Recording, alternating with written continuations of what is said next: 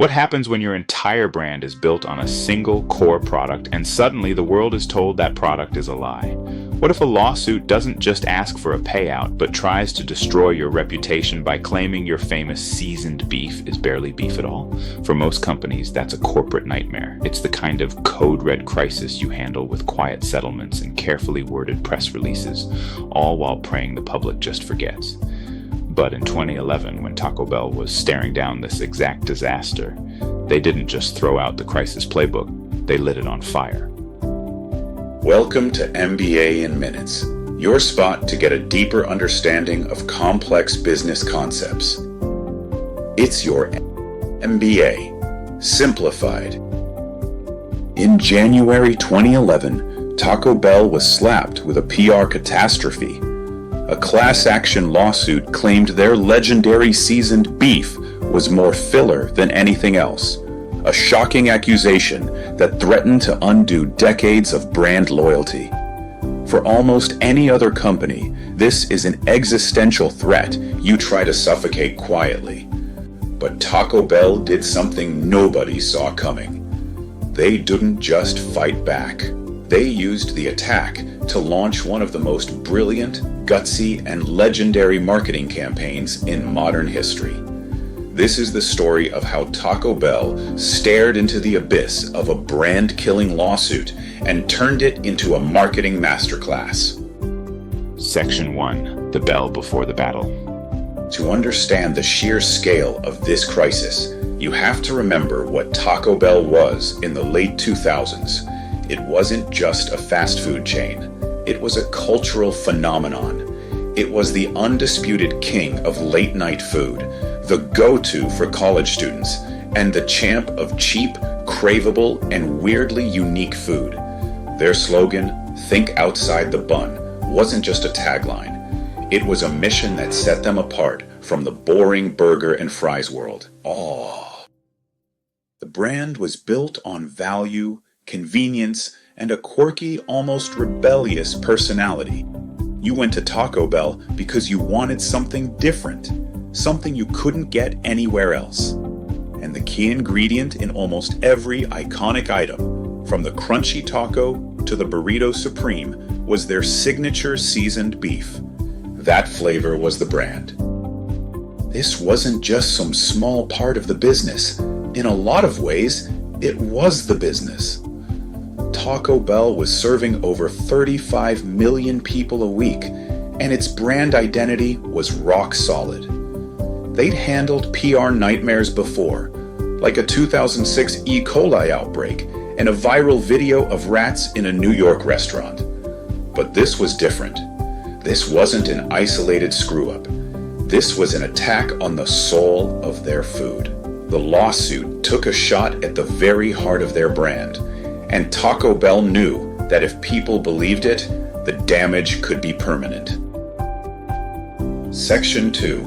The lawsuit hits the fan. On January 19th, 2011, the lawsuit dropped. Filed in federal court by the law firm Beasley Allen, it made a wild allegation. Taco Bell's seasoned beef contained only 35% actual beef. The rest, the suit claimed, was just extenders and other fillers, meaning it didn't even meet the USDA's minimum standards to be called beef. But here's the genius part. The lawsuit wasn't seeking money, which made it way more dangerous.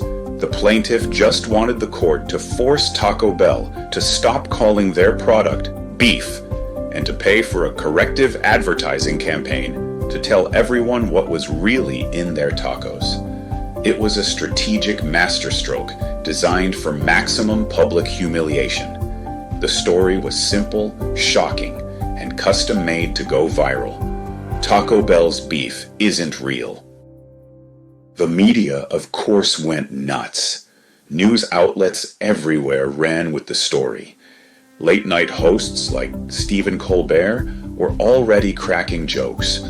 The story was spinning out of control, tapping into that deep-seated public fear about what's really in fast food. For a brand that sold itself on a unique flavor, the question was devastating. Was the secret recipe just a bunch of cheap junk? Were they lying to millions of loyal customers? Every headline and every punchline was another crack in the brand's foundation. Section 3. The Crisis Crossroads. Now, in corporate PR, there's a standard playbook for this kind of thing. Rule number 1, de-escalate.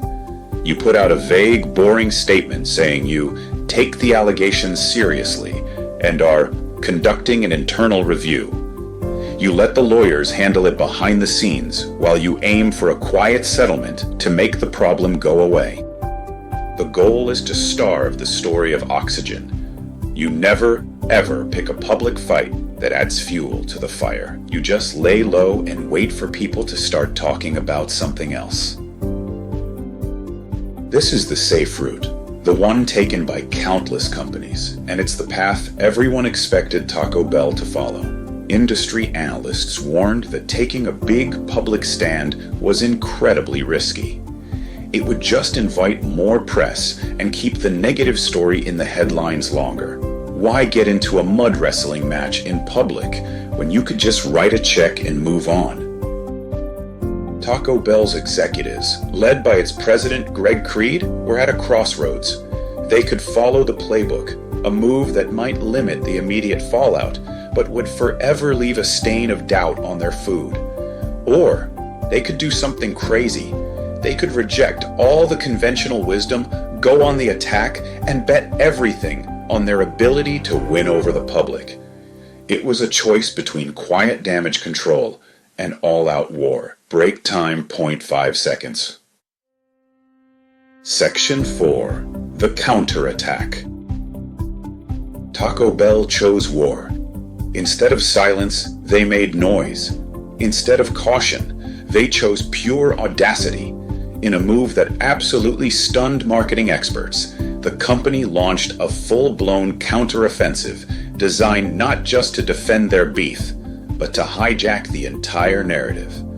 The first shot was fired in the most old-school way possible. Print.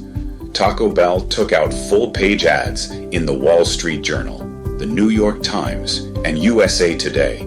The headline in huge bold letters was a work of genius. Thank you for suing us. It was shocking, it was confident, and it completely disarmed everyone. The ad went on to plainly lay out the truth. Their recipe was 88% premium USDA inspected ground beef and 12% a proprietary blend of seasonings and spices. They didn't hide. They disclosed. They explained that without the other ingredients, plain ground beef would just be bland and dry. The secret recipe was what made it a Taco Bell taco.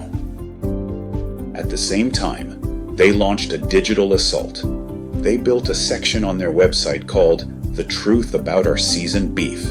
And most importantly, Greg Creed, the president, didn't hide behind a press release. He got on YouTube and spoke directly to the camera, to his customers. In a calm, no-nonsense video, he personally broke down the recipe. He explained the beef was 100% USDA inspected. Then he revealed the secret 12%. It was 3% water for moisture, 4% Mexican spices for flavor, and 5% a mix of oats, caramelized sugar, and other normal food ingredients for texture and taste. It wasn't a defense, it was a chemistry lesson. The company was aggressive with online search, making sure that anyone who Googled the lawsuit found Taco Bell's side of the story first. They used social media to rally their fans, turning a legal threat into a chance to strengthen their community. This wasn't just a response. It was a complete takeover of the conversation. They took the lawsuit's central accusation and turned it into a platform for brand transparency, using their own recipe as the ultimate proof of their integrity. Section 5. The Victory Lap. The effect was immediate and decisive. The conversation completely shifted. People weren't talking about the lawsuit's claims anymore. They were talking about Taco Bell's unbelievably gutsy response. The "Thank you for suing us" headline went viral all on its own. By being so open and adding a little bit of swagger, Taco Bell didn't just seem innocent, they seemed confident and authentic. Their fans rallied behind them. The campaign gave every Taco Bell lover the facts they needed to defend their favorite fast food spot. The public response was overwhelmingly positive, and the media story was no longer about a food scandal, but about a genius case study in handling a crisis. Just 3 months later, in April 2011, the lawsuit was quietly dropped by the law firm. Taco Bell proudly announced that no money was paid out and that absolutely no changes were made to their beef or their advertising. While the firm claimed they dropped it because Taco Bell had made its marketing clearer, the public saw it for what it was, a total victory. And in true Taco Bell style, they couldn't resist taking one last cheeky victory lap. They ran another wave of ads, this time with a new message aimed right at the lawyers who started it all. Would it kill you to say you're sorry? The brand hadn't just survived. It came out of the fight with a stronger, more loyal fan base and a legendary marketing story that would be taught for years. The Taco Bell beef lawsuit is way more than just a funny story about a bold ad campaign. It was a landmark moment that changed the rules for how a brand should act in a crisis. The lessons are pretty clear. First, being transparent builds trust. At a time when everyone is skeptical, opening up your secret recipe can be your most powerful move. Second, speed is everything. Taco Bell didn't wait for the story to define them. They grabbed the pen and wrote the story themselves. By launching their campaign in just a few days, they took control of the narrative before the lie could take root. But most of all, being bold and being authentic wins. Taco Bell's response worked because it was perfectly in sync with their brand identity. A little quirky, a little defiant, and never, ever boring. They didn't pretend to be some stuffy corporation.